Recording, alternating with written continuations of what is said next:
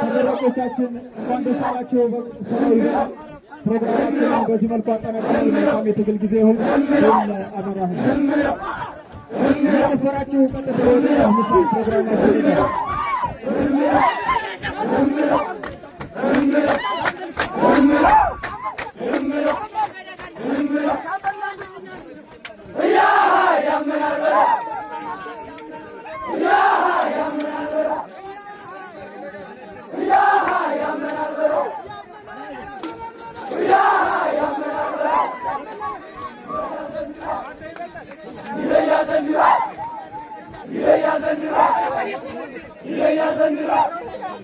Yine yazın.